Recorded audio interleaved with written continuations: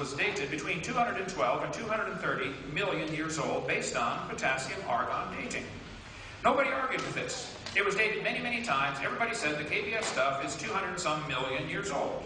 Until a problem came up. Richard Leakey discovered a human skull, KNMER 1470, under the KBS stuff. Well, now we got a problem.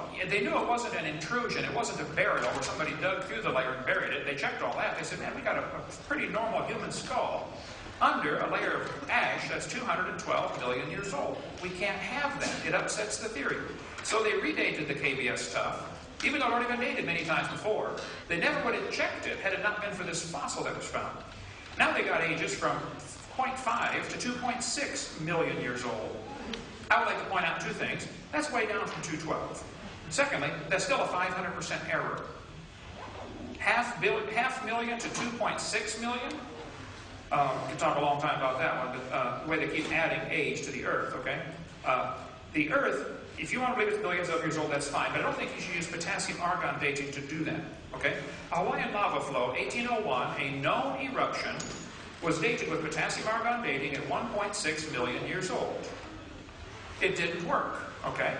A Hawaiian lava flow, let's see, in 1959, they knew when the lava erupted. It's supposed to reset the clock. It's supposed to make an event horizon. Well, how come it's 8.5 million years old? Sicily, Mount Etna erupted. I was climbing on Mount Etna 2 years ago. It erupted 1964, gave a potassium-argon age of 700,000. The 1972 eruption gave an age of 350,000.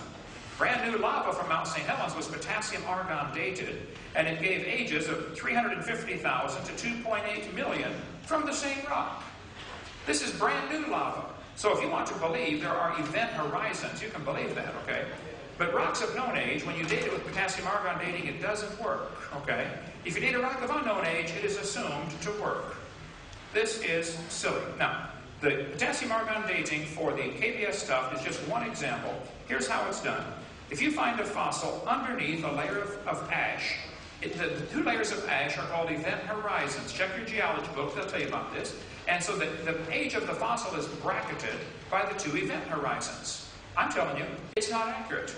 This is not science. Somebody wants to believe that, that's fine. But see, one good experiment's worth a pound of theory any day. Okay, you can have all the theories you want about potassium decaying to argon slowly and the clocks being reset when the volcano erupts and leaves a layer of ash or lava. I understand the theory. In practice, it doesn't work. So I don't want to hear about it. Go ahead. Okay, you don't want to hear about it. I want to see some science. I'll show you the scientific evidence says it doesn't work. When they test it, it doesn't work. Now, you can tell me all you want about it, but and I'll listen to you. But if you want me to pay to teach that potassium-argon dating works, I'm sorry, I object. It doesn't work. It's been proven over and over it doesn't work. Okay, I'm not familiar with the sources that you're getting these things, so I will... Okay, now let me ask you a question. Would the source matter? If it was an evolutionist, would you believe it? And if it was a creationist, you wouldn't believe it? If the evidence is true, if it proves it, then I would believe whatever the proof shows. Okay, here you go. Here's the source right at the bottom of the screen. Look it up for yourself. All right, I will. These are all right on my website, drdino.com. The same thing with carbon dating. You have similar problems. And I have all the sources listed. If you don't believe me, I'll show you here. 1949, when they first invented it, the lower leg of a mammoth dated 15,000 years old, but the skin was 21,000. Living mollusk shells dated 2,300 years old in 1963. Science Magazine, volume 141, check it out, okay? And the 12th Nobel Symposium, they said if a carbon date supports our theories, we put it in the main text. If it does not entirely contradict them, we put it in a footnote. If it's completely out of date, we just drop it. They pick the dates they want.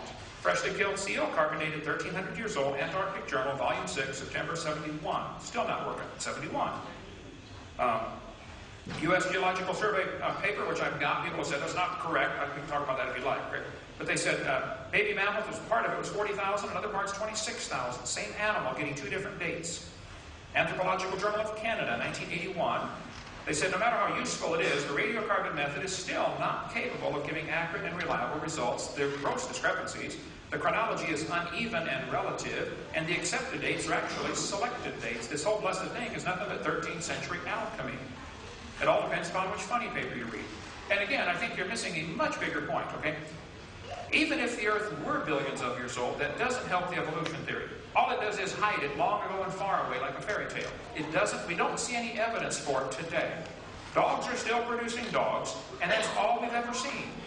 And anything else is something you believe off in La La Land, okay? But it's not science. So the age of the Earth is only the first obstacle. I don't think it can be overcome, and it certainly can't be overcome with carbon dating or potassium-argon dating. But that's just the first obstacle. And I'm not, again, asking for my view to be taught.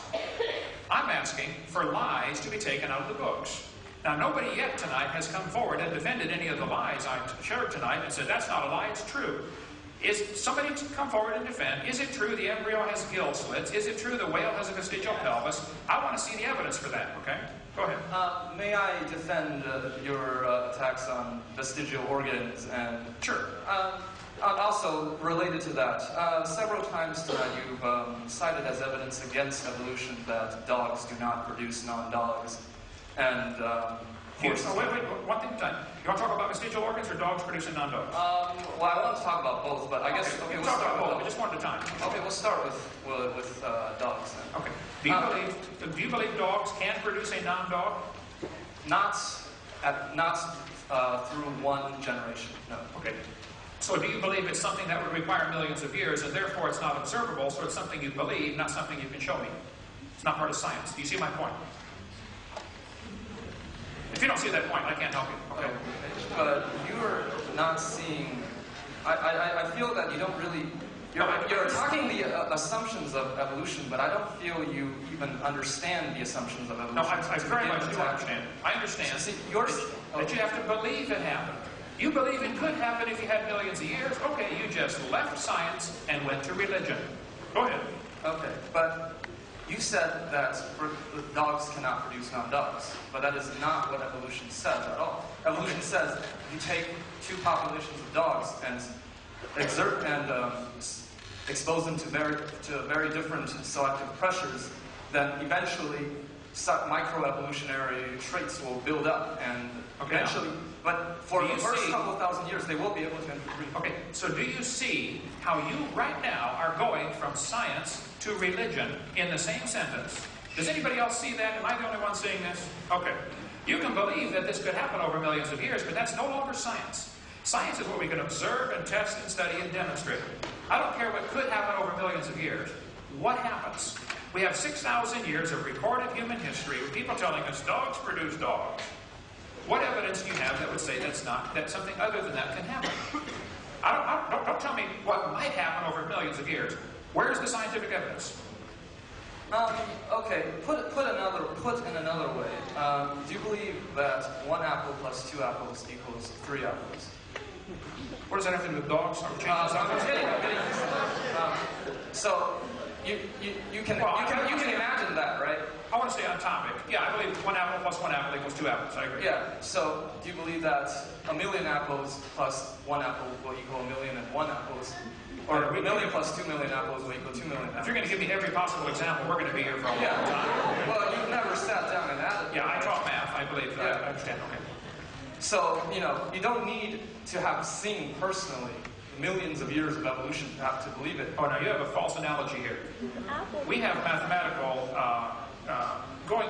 I've never seen 1 million apples plus 1 apple equal 1,000,001, okay?